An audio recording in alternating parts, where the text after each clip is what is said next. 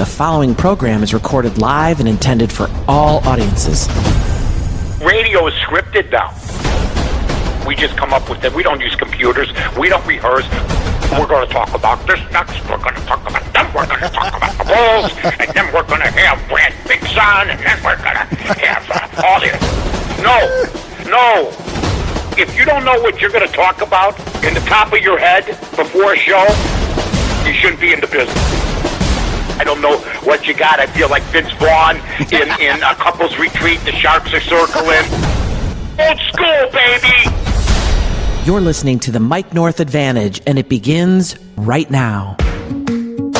That's right, the Mike North Advantage starts right now. My name is Aldo Gandia. I am Mike's wingman, and we are back after a 1-week hiatus. We are back to talk about the NBA, Major League Baseball, the NFL Draft, and who knows what else. Oh, I know what else. A very special announcement by Mike North. We've got a lot to cover. Mike North, how are you, my friend? As only a man can say to another man, I missed you, you son of a gun. You, how the hell are you? I am well. I missed you too, man. I saw a picture of the other day. I said, who is this? He looks familiar. B goes, it's Aldo. It's Aldo. I go, oh my God. I go, that's right. My God, people, I called the Vatican the other day. I got into the Pope. It's easier to get the Pope. I called Russia. I got Putin. I got the North Korean guy on the line. And then I call you. I get shuttled around. I love you, man. How's everything? Everything is good, and I'm sure everything that you're saying right now, my parents, my family, and friends are saying, that's Aldo, never answers his phone. My God. You know what? You know what it says? Mikey's not taking calls. I don't even know if you have that service. It just says it to me. But anyway, I'm having fun. It's great to talk to you. And I got to tell you, everybody, we're very excited at the bar room, Bears Bar Room.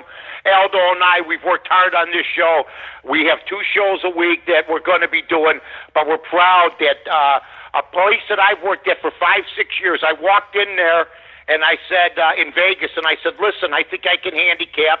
And they said, you know what, sure you can. And we'll let you hang out for about 3 months. We'll show you the ropes. And this guy, Jeff Allen, and the others there at Vegas Scores and Odds helped me.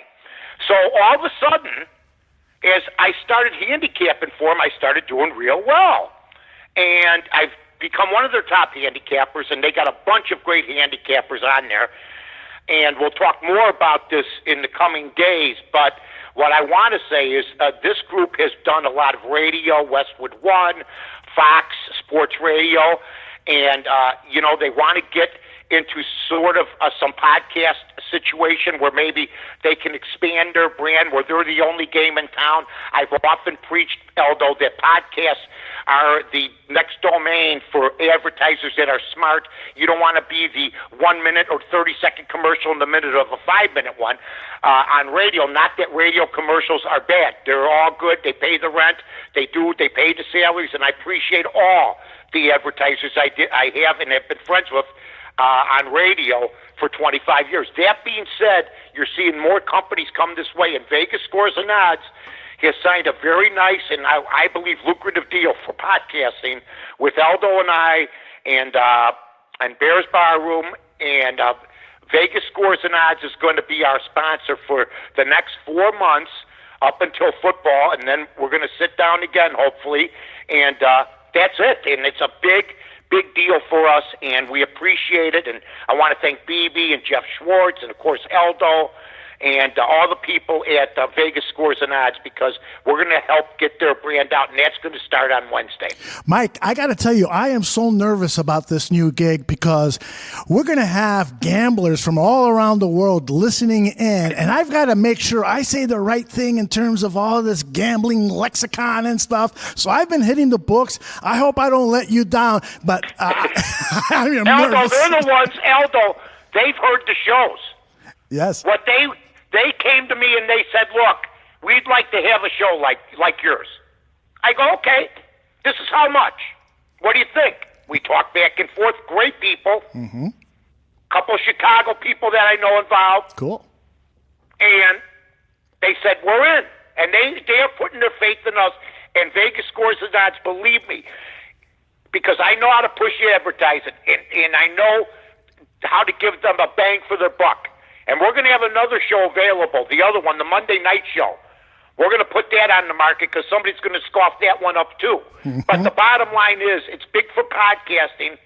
My friend John Suntress will tell you, Kurt Cope, anybody that's done podcasting, Aldo, when you get a major advertiser to advertise with you to push their brand, that's a feather in your cap, and it does cut into terrestrial a little bit. Oh, yes, it does. I'm sure they're looking over at Mike North and saying this blank is doing it again. No, but you know what's beautiful about my deal is I have a show on terrestrial that hopefully they'll help if they could get involved with. See, I don't know the rules and regulations when you deal with ESPN and corporate and everything else. So you know what? Radio's a little bit different when it comes to these types of shows, which is basically they sell packages, they sell my picks. I give great picks. I'm 176 over 500. And people know my gambling or my handicapping prowess. So, you know, it's a fine line. Plus, a lot of these networks have their own handicappers and stuff, such as I am on ESPN 1000. So we'll see how that works out. We start with our podcasting now, and we keep going. And the bar room's been great. Wait to see the artwork that Aldo's got for the imaging, for social media and everything else we're going to be doing, folks. It's astounding. It really is. I think you did that in about an hour today, right? I did, and I was sober, so it should have taken me 2 hours. You know what? What's that like? I'm just kidding. Boy, a lot of stuff going on, though. You know, I told you before we went on the air, it's like riding a bike with me and you. Fits like a glove. Right now, 13-7. I'll have at least 2 or 3 picks on Wednesday.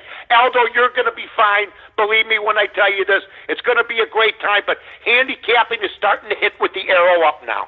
It really is. Hey, before we start talking about the Bears and the Cubs and the Sox and so forth, I want to ask you, what has been the reaction to you having this gig now at ESPN? Because I don't know if people know the story. You know, people for years were saying Mike North and ESPN, that'll never happen.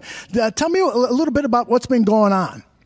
ESPN 1000, I'm very pleased to announce, and, you know, I think Adam Delavitt and Jim Pastor were the guys that moved us.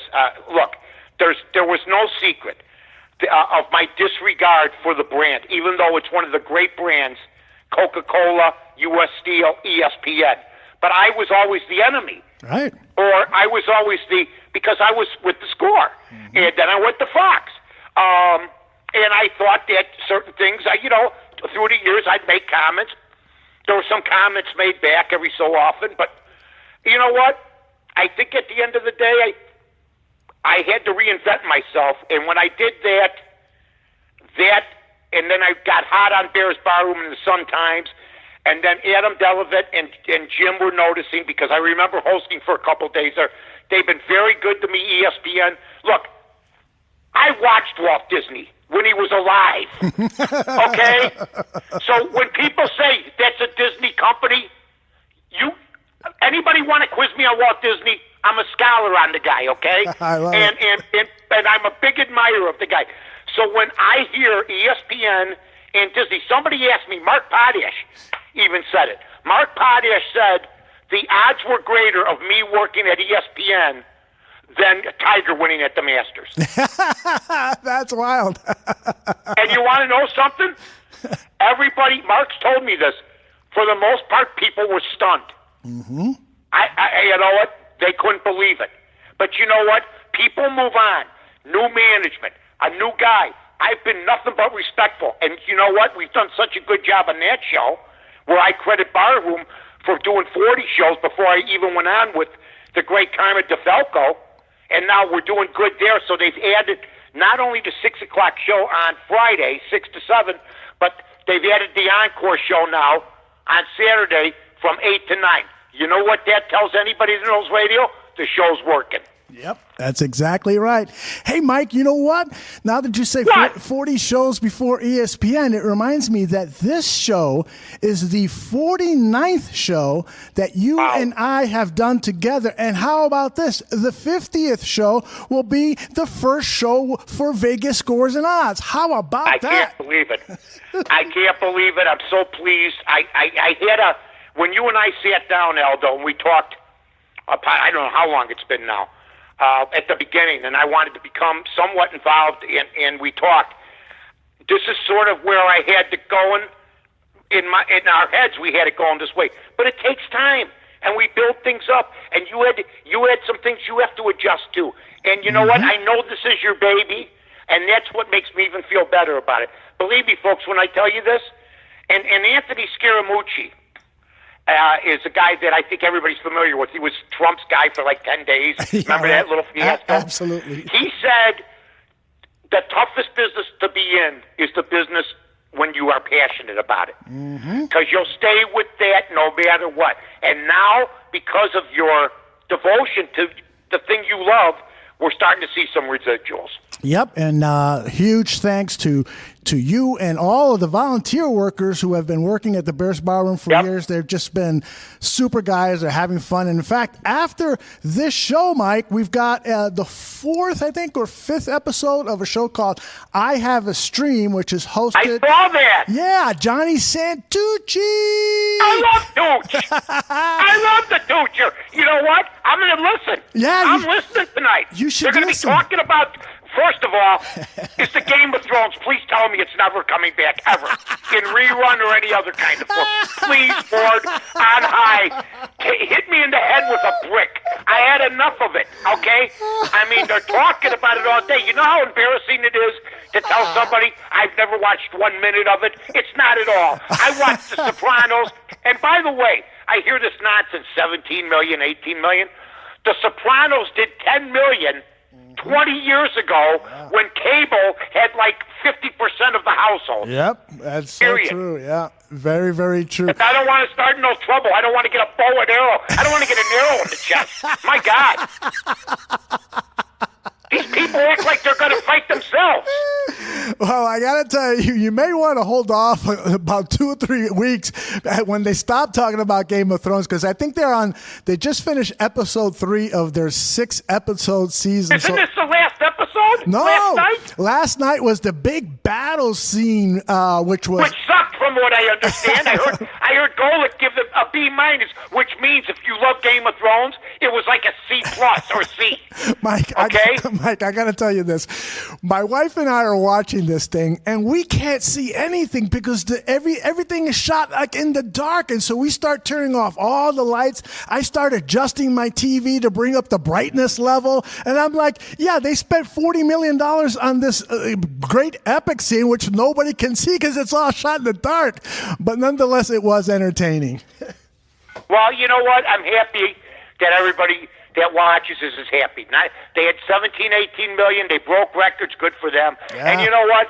It's not my cup of tea, but a lot of people seem to enjoy it. Yeah. You know? Well, I know. But they've been through this. I remember in the 90s, Melrose Place, they'd have parties for that, for God's sake. Yeah, exactly. Well, and then the other big thing this weekend was this Avengers movie, which you and I don't think I've watched a single episode. I actually saw first 2 or 3 when they came out. But this new one, which is supposed to be the last of its series, $1.2 billion worldwide. Is that wild? Yeah, I can't believe it. Wow. I can't believe it. I heard this film critic say so over the weekend. It was going to do that at the beginning. I think it was Friday of last week. Mm-hmm. I go, you got to be kidding. And then I saw what it did. But from what I understand, Aldo, is you got to have seen the other ones.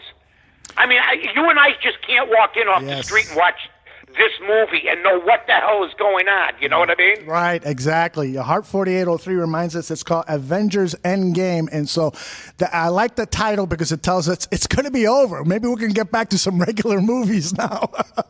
Yeah, I watch TCM, so there's actual dialogue, you know? Yeah. And tell who brought that up, our guy Harp?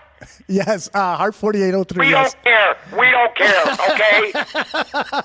My God. Enough. Hey, I got a good movie for you to watch, and I think you'll like it. It's sort of like an old crime film, like a film noir. It's called A Bad Day at El Royale, at the Hotel El Royale, something like that, with John Hamm, the guy that was in Mad Men, and a bunch of other stars and stuff. Take a look at it. It should be on one of your cable channels there. If you get a chance, take a look at it so we could talk about it. Okay? I will. All right. Good. I absolutely will. I've missed that one, so I'll check up. Is it a newer one? It is came out about 6-7 months ago and just hit cable. Yeah. Okay, let me tell you this before, and I'll check that one out, Aldo. Okay. And by the way, it's great to talk to everybody at the bar room again. We'll be up on podcast, hopefully after the show. I don't know. I haven't talked. Are we on after the show? Or are we going to wait a little bit tonight, Els? We'll probably wait a little, yeah. So podcast tomorrow or something, right? Oh no, I'm sorry. I misunderstood. We will have the podcast. Yeah. The podcast will be up an hour after this show is done. Okay, now listen, folks, because I don't want anybody to miss this. 42 years ago, I took my wife. Well, 44 years ago, I took my wife to see The Sting. That was our first date. Great movie. And so every time we see it, it's very nostalgic. Mm-hmm. And what's funny is tonight Rocky was on. Now, you know how many times I've gone by Rocky over the years because I'll watch something else. So I decided to watch it tonight because I saw it would be, like a lot of people, back when it came out. We saw it more than once, back in 1976. And here I am 42 years later eating pizza with my wife, watching Rocky. And I forgot. I watched it for the first time in like 30 years, I swear to God. And I forgot how great a movie it was and how great Stallone is in it, and Burgess Meredith, and Carl Weathers as the Ali character, as Apollo Creed. I don't think, when they talk about boxing movies and they talk about certain people, I don't think anybody's done an Ali type of impersonation or a likeness like he did. Totally I agree. really don't. Yep. That was a great movie, man. Yep, I totally agree with you. Hey, somebody stopped in the chat room and said that they're from Bolivia. Marcelo Marco Sandoval Giuseppe. Hello, Marcelo. And welcome, Frank, Bolivia. All the way from man. Bolivia. Bolivia, the Gauchos, baby, the Gauchos. The Bolivian, it's a beautiful country. Yes, it is. Very beautiful. All right, let's talk a little bit about the Chicago Bears draft. And we've got tons of programming here at Bears Ballroom Radio Network where we get into particulars and so forth. What I want to discuss with you about the Chicago Bears is what is happening at Hallis Hall. Matt Nagy, the coach, was asked about what is the vibe like at Hallis Hall, and this was his response. And then we'll talk a little bit about it. Our guys are grinding right now. They're in that weight room. We got guys that are just getting after it. They're in the classrooms learning how we're going to get better. Everyone's just talking about how good they feel, how excited they are. And we pinch ourselves just because it's such a good feeling, and we don't want to lose that at all. And I know we won't, but we got to keep that going. And it is great to hear a Chicago Bears head coach talking about his players on April 27th, whenever that was recorded, and saying that the vibe is good, the guys are working hard, they're coming off a draft, or they have addressed some needs and so forth. What's the Mike North vibe on the Chicago Bears right now? It's good because you know what? Back in the day, I don't care. You want to go back from 30 years ago all the way up until 2 years ago. There'd be guys that would be late for camp. The rookies wouldn't be signed. Oh my God! They'd come into camp late. You don't hear none of that with this, with this guy and with this regime. I liked the draft. I thought that they did as good as you can do. Let's face it, our first round pick was Khalil Mack. That's it. Yep. Don't tell me that this team won the draft or that team won the draft. No, we won the draft. And we got payment last year when they went 12-4. Right. Now, can they do it again? I see the over-under is 9.5, okay? Right, and I say to myself, that scares me, but that doesn't bother me either because I was wrong last year. I'm hoping that I'm hearing a lot of people thinking they're going to win 10 or 11. I'll just take it game by game, and an injury can set you back. But all I'm saying is, before the real game starts, the arrow is pointing absolutely up with sparklers. That's so true. That is so true. I saw that. I make such a good statement. You don't even need to make a comeback. That's what's beautiful about our relationship. That is Believe me so true. when I tell you this, folks. That's what makes it go. Our man Kevin in the chat room says that you don't go by vibes, you go by the results, and that's why he likes you so much. Hey, Well, we didn't have vibes last year, yeah, and right. look what happened. That's right. Hey, My vibe was a bad vibe. I went to the hardware store, and I was buying. I asked if you have rope. There's some glue. I mean, they didn't know what I was doing. I go, well, the Bears are starting, And then all of a sudden, they win all the games. It's hilarious. Right? Hey, Come on. So you said it's 9.5, what Vegas has. So the over is plus 115, which means you bet $100, you get 115 back, correct? There you go. Listen All right, to you. listen to, and Listen then, to you. and then the Oh, under. my God. Then the Fast, under. I'm going to start calling you Fast Aldo Gandia. Yes. And then the under is minus 135. So you bet $100. You bet $100. No, yeah, you bet $100 and you get back 135. This is where No, you lose 135 if you lose. I got you. You know what I'm saying? Yes, I know. So you bet $100 the other way. Let's say you bet the over, you'll get 115. You bet the under and it doesn't come through, you lose 135 on the 100. Gotcha. All right. You're learning. That's all. That's what we're doing on all the platforms. Look at, like I've always said, Jimmy the Greek didn't teach us how to bet. He taught people how to lose. And you know what? The odds couple and the Mike North Advantage, brought to you by Vegas Scores and Odds. The other Bears Barroom show, the Mike North Advantage. They're wonderful vehicles for people who are just starting, and Aldo's the same way. Aldo knows he lost a small fortune this year, Yeah, and he's never going to let that happen That's again. right. That is right. I don't know why I bring it up to you. All it does is make you sick. Well, even my wife is saying, when are you going to start gambling on these picks by Mike? You know what I'm going to do? Honest to God, this is the truth. We've been trying to get together for lunch for about 2-3 weeks, but we had this deal in the works, and then Aldo had an illness in the family. That's why we haven't been around for a week, and we weren't around for a week. So we've been trying, but believe me, we got celebrating to do. And you know what? I'm going to assure Donna she could have been a multimillionaire. Believe me by now. She loves to gamble too. She'll go to the God boats. bless her. She goes to Vegas about 3 times a year for work, And she also married Aldo Gandia. that was the biggest gamble of her life. My God, I don't know. Bibi says she's never gambled, and she looked at me. She goes, "Well, little." Scary. Well, My God. but you were the bigger winner out of that marriage, if you don't mind me saying. Oh my God, guys, I can't believe it. I mean, pinch me. I mean, you know what? I have no complaints. Got nothing. I mean, my wife, she wasn't feeling all that well today. She goes, "I'm going to make a pizza." I go, "I thought you didn't feel all that well." She goes, "Cooking to her is like second nature," because she was doing it since she was 9, and we had a good time. And you know what? Like you say, we got to enjoy every day, right, buddy? That is so And I right. love the Bears draft. You know what? I know this. It angered the bar room. People became hostile. People wanted to know where I lived. When I said, you know what? The draft's overrated. I'll see everybody tomorrow when I read the picks. My God, Shane. Everybody, too. I thought little Nicky stood up for me. I thought I was going to get it.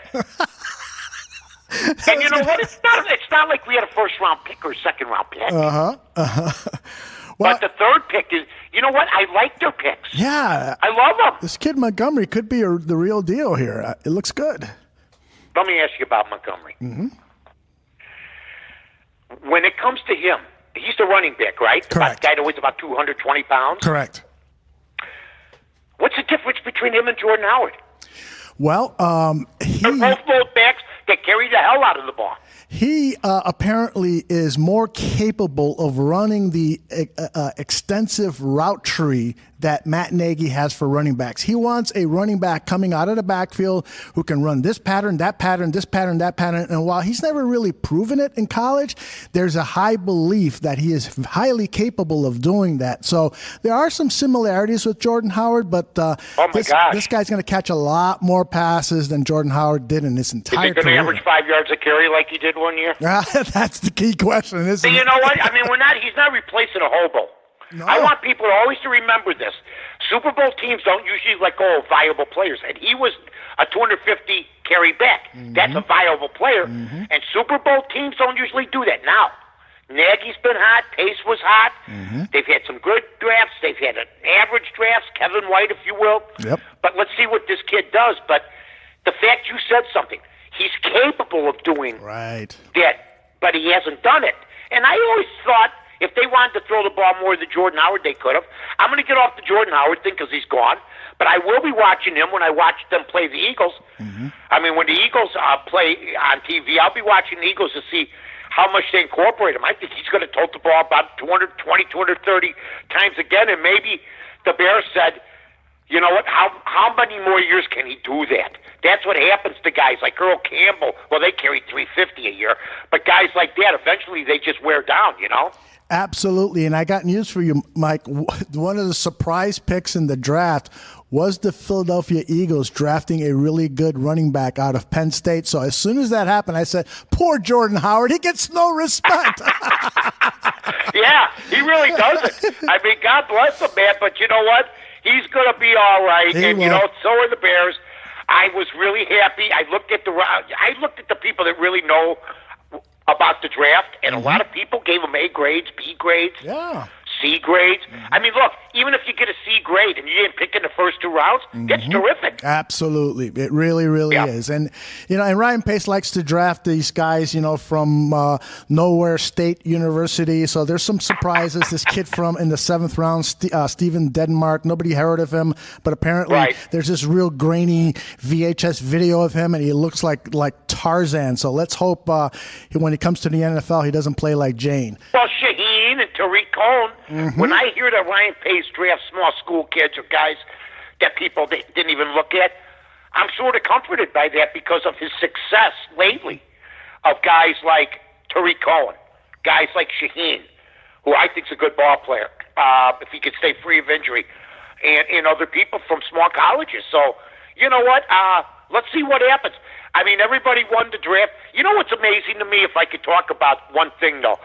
I get a kick out of everybody telling this kid, Dave Brown, who went to Duke, Gettleman's not, from what I hear, the sharpest guy or the sharpest tool in the box, but how he's going to fall on his face, yet 5'2" Kyler Murray's going to tear up the league as a number 1 pick. And he's really like 5'9", Yeah. and they said they made it 5'10", Right, to right. stretch it. Right. And I just get a kick out of like how that's going to be an overwhelming success, and everybody and this guy Brown's going to fall. I'm going to tell you something.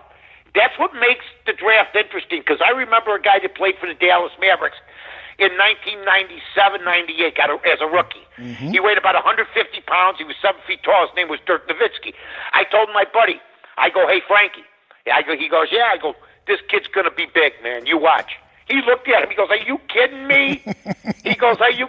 And now, I mean, 21 years later, look, so people laughed at Dirk Nowitzki the way that they're ridiculing the Giants. I sort of, in a weird way, want to see that pick work to prove all these so-called experts wrong. Yeah, I hear you. Hey, I got a feeling that what's going to happen with Tyler Murray is similar to what happened with Robert Griffith III when he came to the Redskins. He had a really good rookie year, and then after that, you know, the injuries started to pile up because people figured out, you know, what he does and stuff, and they were smacking him around, and he's hardly been heard of since. So this Tyler Murray, he might have a good season in him, but I'm with you on that. For him to go number 1 overall, I have doubts about that. I think Josh Rosen's better. He had no offensive line. I watched their games. I watch all the games when I gamble, folks. Believe me, I got the NFL package. I spend more I have every package. I've been jonesing with hockey. The hockey playoffs, if you bet them, that's some real good stuff. Yeah. Unlike the NBA when you're down or up 20, you know, and you're ready to fall asleep, especially for the late night games. But you're right about that. That's a good comparison with RG3. Right. But this RG3's bigger. Yeah. He was bigger, man. Oh, yeah. This kid's a dwarf, man, and he's going to get killed. You wait and see, and then everybody's going to. All these people jumped on the Kyler Murray bandwagon, and usually the public's wrong. So we'll see what happens. I think Brown stays in the league a long time. Yeah, I agree. Hey, Speaking of hockey, I want to tell our listeners that don't you worry, we're going to talk NHL hockey, particularly as the Stanley Cup Finals come near. You know, I love NHL hockey.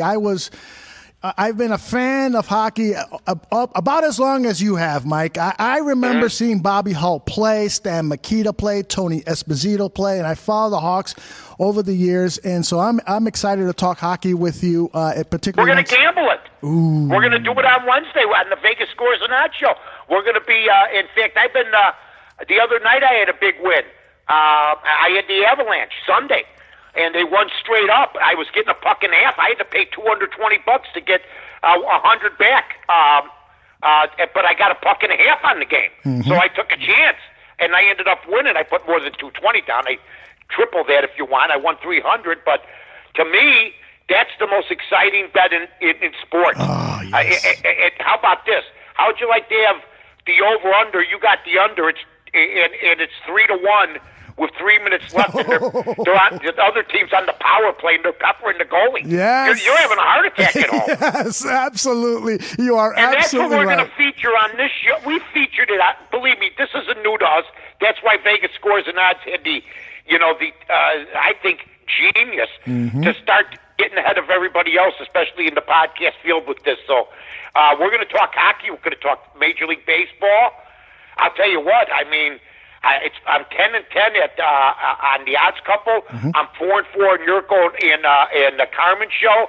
I'm 13-7 on Bears Barroom. Big Bears Barroom picks on Wednesday also with the Vegas Scores and Odds. So it's all good. It's all wonderful. All right, you mentioned Major League Baseball. Let's talk a little bit Cubs and Sox. We'll start with the Cubs. Sure. The Cubs now are 7-3 in their last 10 games. On Sunday night, Ben Zobrist, the 37-year-old who had been in a slump, 4 for 38. He even started publicly saying maybe I shouldn't be in the lineup.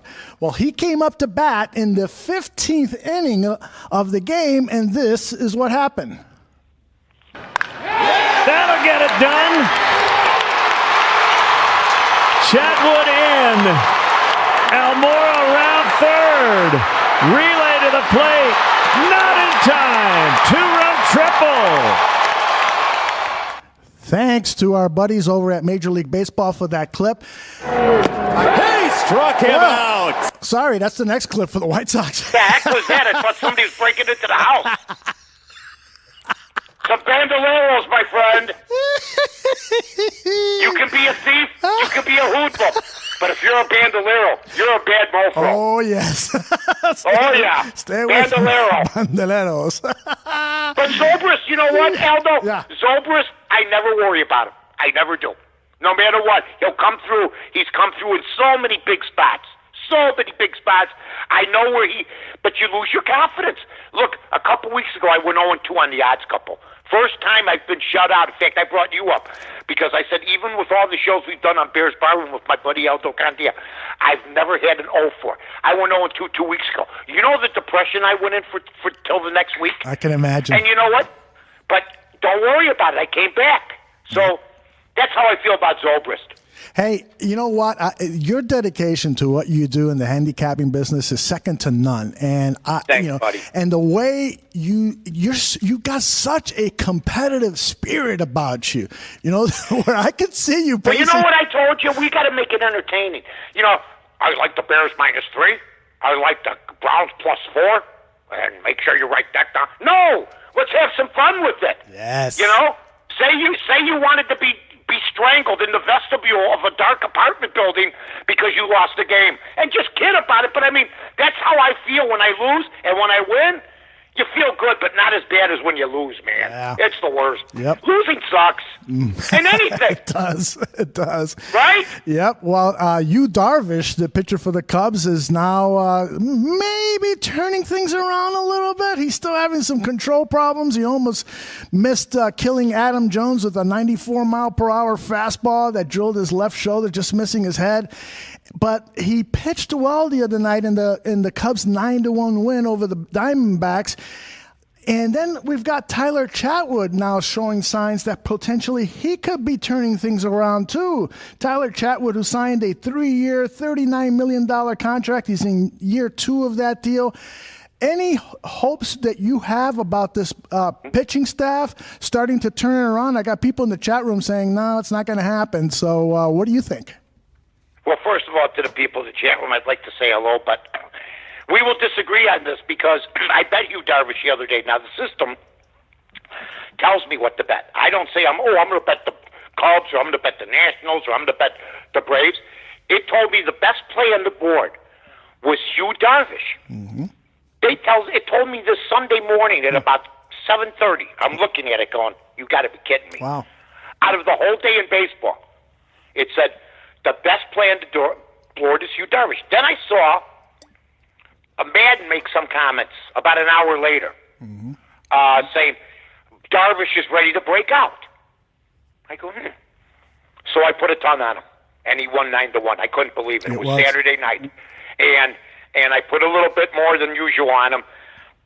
Arizona's a good team, but it was the right team for him. And you know what, Aldo? I'm glad he drilled. I don't want Adam Jones to get hurt. I love him. Sure. I love him as a ball player. Yeah. I love him with the Orioles. Mm-hmm. And he's been the best free agent pickup of them all. And he had to wait till the end, and he's a one-year guy.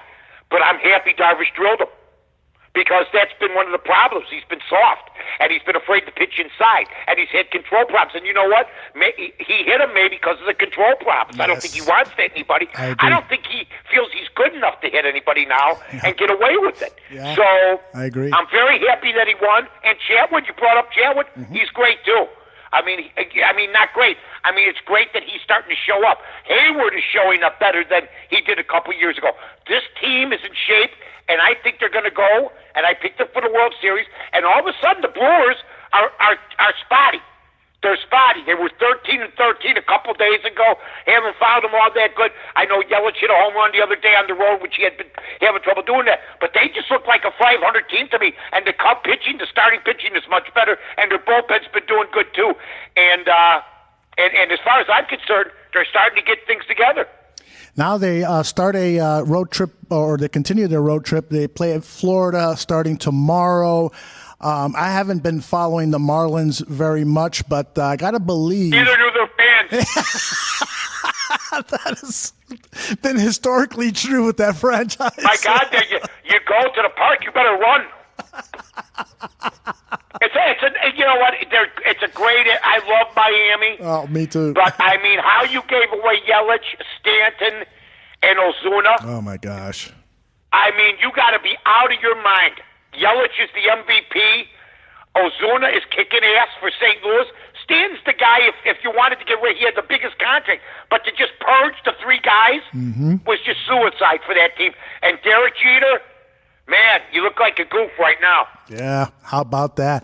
I got to tell you that the one thing about Major League Baseball that really bugs me, actually there's several things, but one of the things is the fact that these small market teams have to relinquish their top players because they can't afford to pay them. And I think that's just bad for baseball. What do you think? I think that you could keep them. Okay. And you know what? You get in the World Series, you're going to draw. And it happens. I remember the Pittsburgh Pirates, until they got into the playoffs, they'd have 5,000, 10,000 people in the stands because their team stunk. That's then true. They got in the World Series, in the playoffs, packed. The same with the Cardinals. The Cardinals draw 3 million people, man. You know why? Because they're a small market, but they act like a big market. The White Sox are a big market, and they act like a small market. Although I will say this, handsome, I see the arrow, which was neutral. First it was down, then it was neutral. Starting to teeter up a little bit with the White Sox. Yeah, how about that, huh? How about that? Well, I mean, Tim Anderson's been a godsend, for God's sake. I thought they made a mistake after last year, but he's turned it completely around.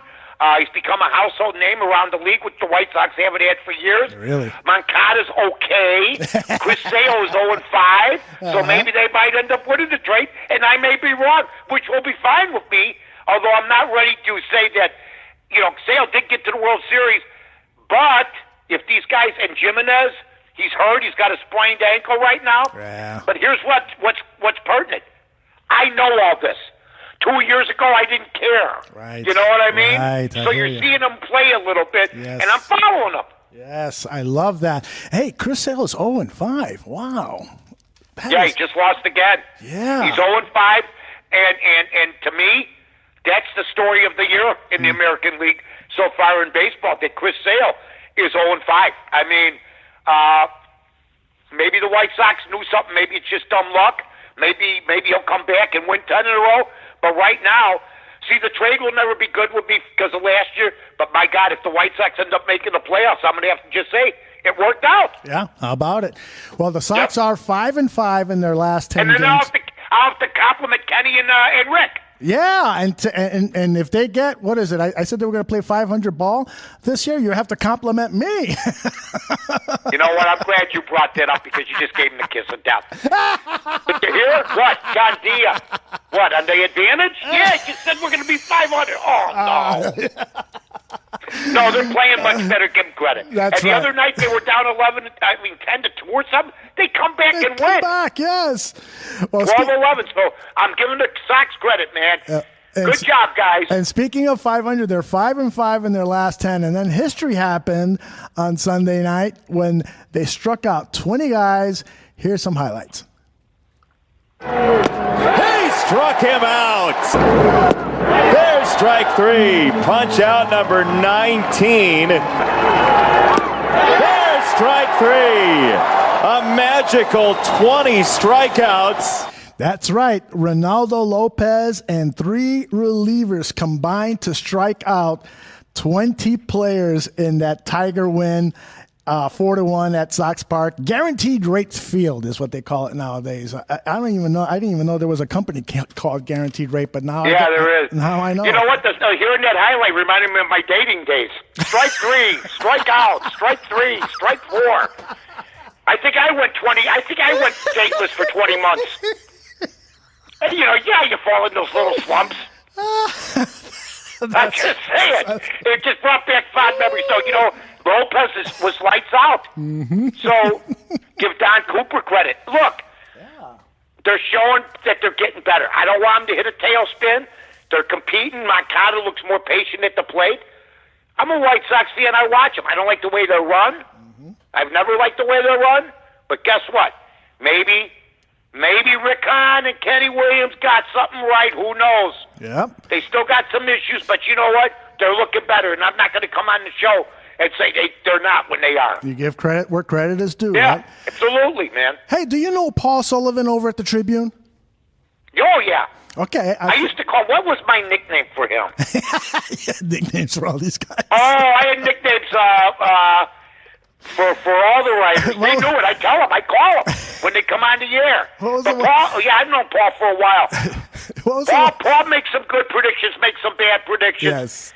He's the one that wanted the Cubs to get rid of Arrieta, thought the Darvish deal was good. So, but he's also made some good calls, too. Well, he, in his Sunday column, he has this really cool column where he jumps from topic to topic. And sure. Here's what... No, he's a talented guy, Paul. He really talented, is. Right. He really is a fun read. Right. He complimented Ozzie Guillen and Frank Thomas on their NBC Sports Chicago show for telling it like it is. Let me quote from his article. Their candor has been refreshing, whether it's Thomas suggesting Lurie Garcia is better off as a fourth outfielder or Ozzie Guillen pointing out the fallacy of the Ricky's boys don't quit mantra. They seem to bring out the best in each other and aren't afraid to speak their minds, even if it doesn't fit into the team's rebuild narrative. I thought that was really cool that Sullivan brought that out. And I was wondering if you've seen these guys in action, and if not, if you don't mind sharing your history with Ozzie. Well, no, I mean, Ozzie, look, Ozzie Guillen brought the Sox a World Series. Yes. Ozzie and if I saw Ozzie tomorrow, we'd give a hug. He's that type of guy, but he's a hothead. I was a hothead, and we knocked heads a couple times, just like me and Frank did. Mm-hmm. Me and Frank were at loggerheads. I'll never forget this. I'm on the monorail at the Vegas airport. Yeah. You know the monorail that takes you to the hotel? Sure. Or takes you to the terminal? Right. I'm on the monorail, and Frank Thomas walks in. Because he lives in Vegas. Oh, that's and right. I'm going, oh, my God. But then we said hi and everything. But you know what? They had burned butts, but I have not seen all that much of that show. But I will watch those two guys to see if they are if they're doing that, and if they are, that's a good thing. Yeah, that's only good for everybody. The homogenized thing has killed a lot of the media outlets in town. Exactly. Mike North is the guy that brought honesty to radio, sports broadcasting, TV, sports broadcasting. He wasn't afraid to share his opinion. And when all the corporate bees, started to, fly around him, he said, no, I'm just going to tell it like it is. But you know what you'll never hear him say? Mm-hmm. Renteria should be fired. Kenny Williams should be replaced. Yep. You'll never hear that. No. Ever. No. So I don't want to hear the crap. They're good at breaking down the game, maybe. Yeah. But you know what? The last 3 years have been nothing but putrid, and they haven't said a word. So, because if they do, they'll be off the show. Okay? All right. If they got on that show tomorrow, and Ozzie Guillen, who's thought already had problems with Kenny Williams, said Kenny Williams don't knows diddly, he'd be gone. Anybody want to doubt that? No way. That's the way it is. No way. All That's right. the way. But I understand that, and really, they're there to break down the game.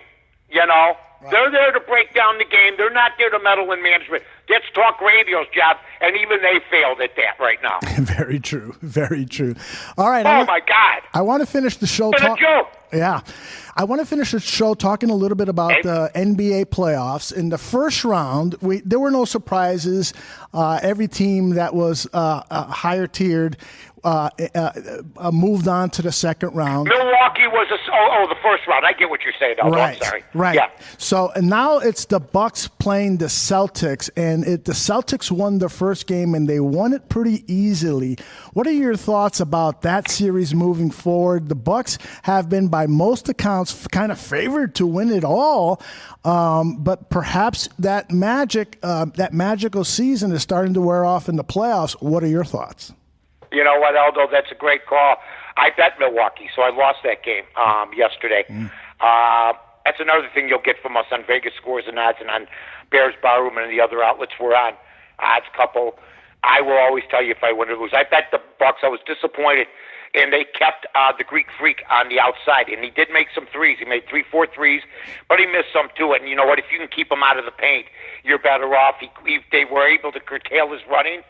And I know Middleton and Bledsoe were good, but I'm a little worried. But, wouldn't surprise me if they win the next game. But Boston won a game on the road, and that's big for them. And Kyrie Irving was sensational. It seems like the rest of the guys are Hayward's getting his game in shape. So definitely Boston, which they got 6.5 points in that game, 7 points. They covered easily. In fact, they spanked them at home, and that's got to be a concern to the Bucks. Yep. And now in the other Eastern Conference series, we've got the 76ers and the Toronto Raptors, and the Raptors easily won that first game. They held the All-Star center from the Sixers, Joel Embiid, to, I think it was just 16 points. And he's been playing red hot. A lot of people are saying that this Sixers team, if they lose in the playoffs here and they get knocked out, then it's just the same old thing with the Sixers, that even though they've rebuilt and finally it appeared that they got it right, they're just never going to really turn this thing around. Your thoughts on this series? Well, I'll tell you what. I'm watching the game right now as we speak, and I took the over. Okay. In the game, it was 220, and the Philadelphia 76ers are winning 38-24 with 6 minutes and 12 seconds in the second quarter. So I did take the over in this game. I think I got a good chance at getting the over, but it's going to be nip and tuck. In fact, they're underneath the over right now because with 6 minutes left in the second, you should have even 75 points. So they might not even make that. There's been better defense played in the playoffs. You saw what happened to James Harden last night. They cried about 3 or 4 shots. I coached for 6 years, and I shot the basketball all my life. I never fell down in a whole year.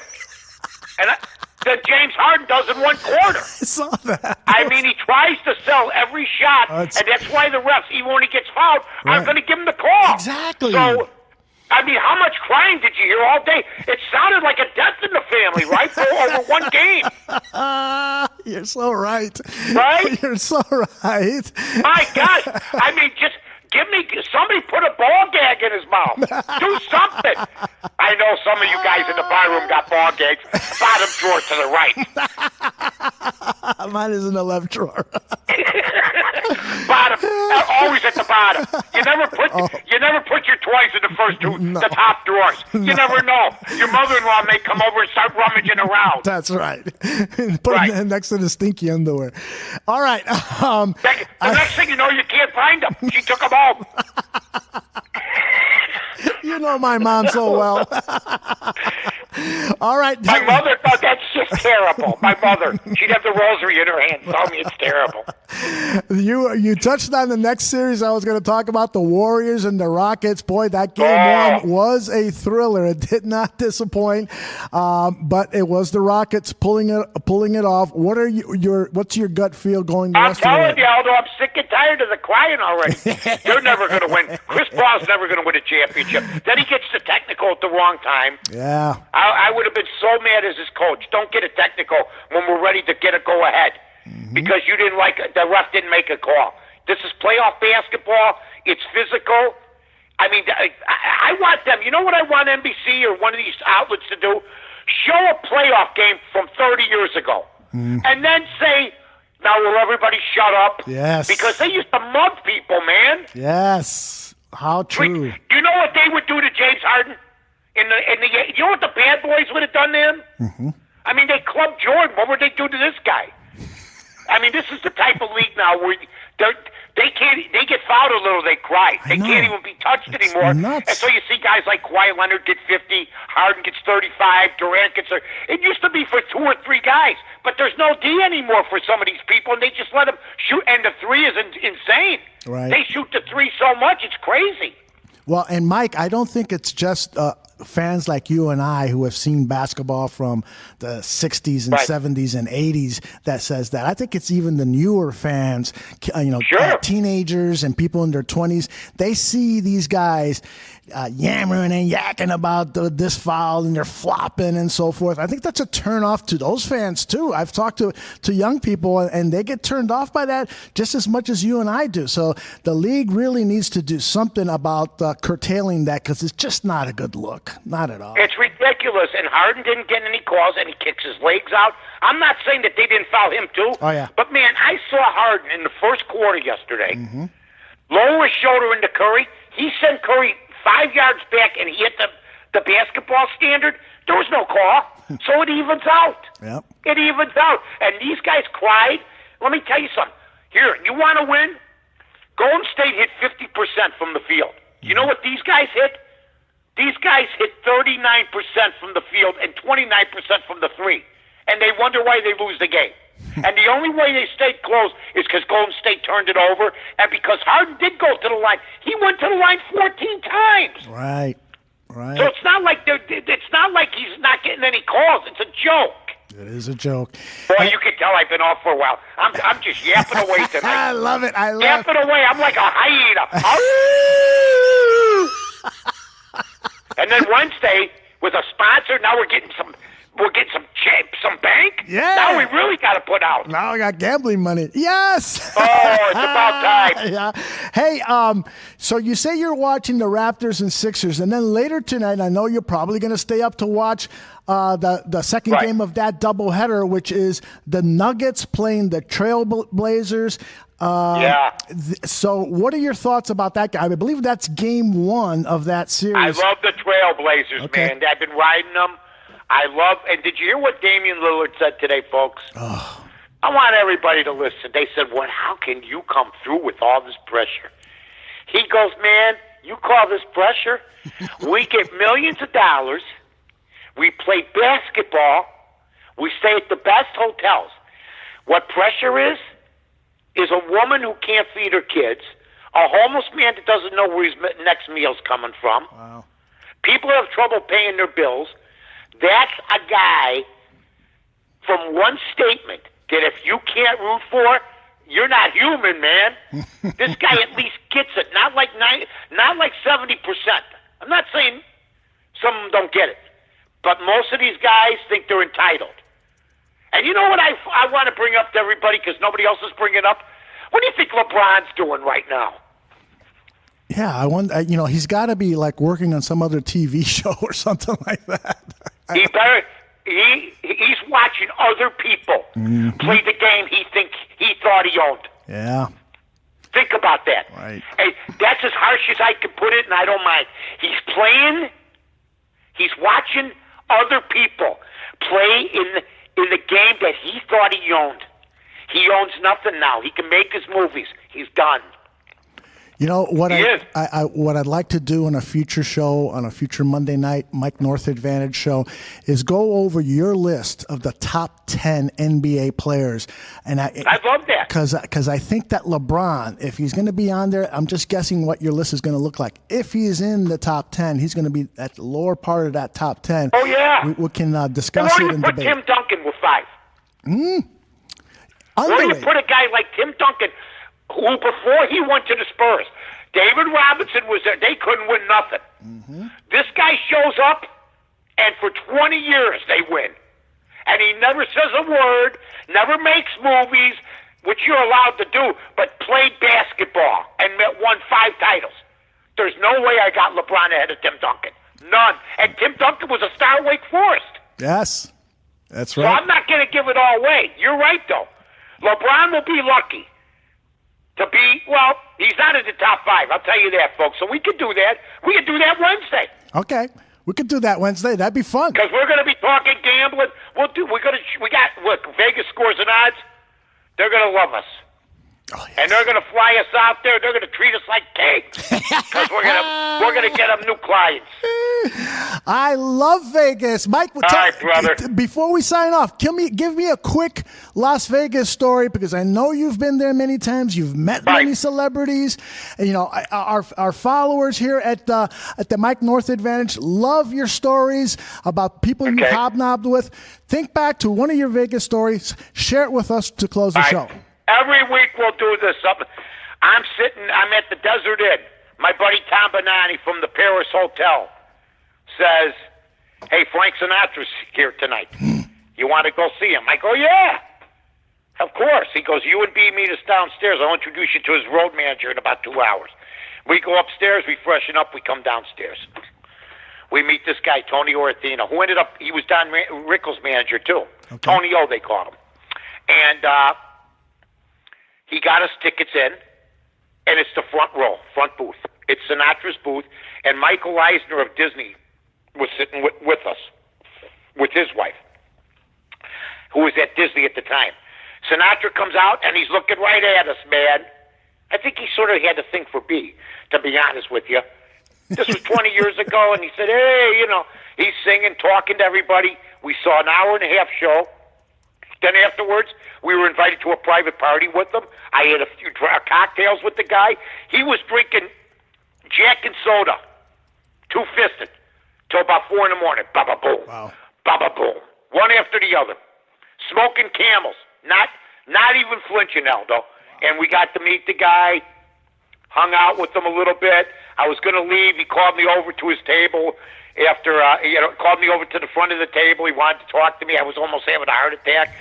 And then we talked, and he said he loves Chicago. So, I mean, that was one of my greatest times. I mean, I watched the guy on TV since I was a kid, and now I'm sitting with them talking to him, and you think of the movies he made and the impact he had on everything from civil rights to getting guys like Sammy Davis Jr. into Vegas showrooms and having them stay at the hotel. Because they had a black section in Vegas that the stars like Dorothy Dandridge and others stayed at. Yes. Until Sinatra put his foot down. If Sammy Davis doesn't stay here, I'm not staying here. So it was just great. That's my story for Las Vegas tonight. And I'm telling everybody that Mike has shared that story with me for the autobiography. And when you see it in print, we're going to go into a little bit more detail. It is incredible, this encounter that he had with Frank Sinatra. I'm a goof. I don't know what happened. It just happened. And now look at us. Are we approaching our twilight? And it's only getting better. It really is. I love it. I'm telling you. All right, Mike North, there's our closing music. I'm a little winded. I was out of shape. okay? I know, same here. I got to remind people that on Wednesday it will be the debut of the Las Vegas Scores and Odds presents the Mike North Advantage. It'll be Wednesday, 7 p.m. right here live on Mixlr.com. And we're going to have another Draft on Tap show. We're going to close out our series on the draft and look at some of these undrafted free agents, dig into who some of these guys are and could they potentially make the Chicago Bears team. Do not go away, people, because right after this, we have I Have a Stream with John Santucci, the Tooch, and Joe Mandel. They've got special guests lined up. They're going to talk about one of the greatest TV shows, not in Mike North's mind, but in many people's minds, Game of Thrones. I love it, though. It was great all day. I couldn't chime. There was one subject I couldn't say anything about. That's never happened. I have a stream. I have a stream. I love it. And I love you, Mike North. We'll talk to you on Wednesday. Bye-bye. Bye.